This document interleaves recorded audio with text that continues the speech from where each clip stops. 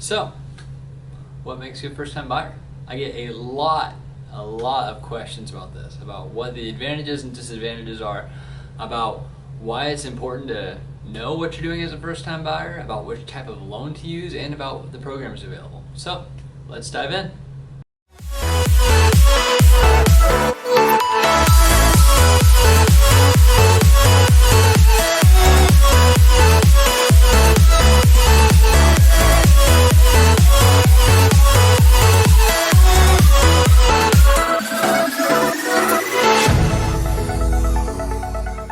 So what makes you a first-time homebuyer? Now, most simply put, if you have not owned a principal residence or been on the title of a home for at least 3 years, you are considered a first-time homebuyer. Now, why is being a first-time homebuyer important? The perks. It's all about the perks to become a first-time homebuyer. Now, some of these include such things as a lower down payment amount, down payment and closing cost assistance programs that can help you with cash to close. Even the fact that as a first-time homebuyer, you can take up to $10,000 out of your IRA without any penalties. Now, definitely talk to your tax person about this one. But other things that aren't financial include the pride of ownership, privacy, and even tax breaks paid through your mortgage. Now, this all sounds awesome, but what does it actually look like to be a first-time homebuyer?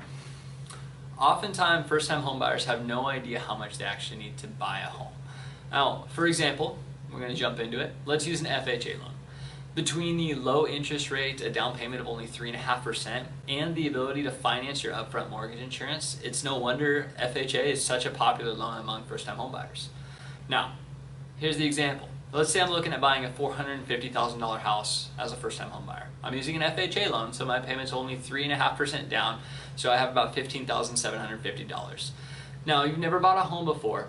You'd know that you don't only need down payment, but you also need closing costs, which cover your title and escrow fees, homeowner's insurance, and your inspection, appraisal, and county tax probation. I usually tell people to calculate this at about 2.5% of the purchase price so that you have enough ready for closing costs. Example, this is around $11,250. So by the time you do your minimum down payment of 3.5% and your closing costs, you're looking at about $27,000 to close on your $450,000 home.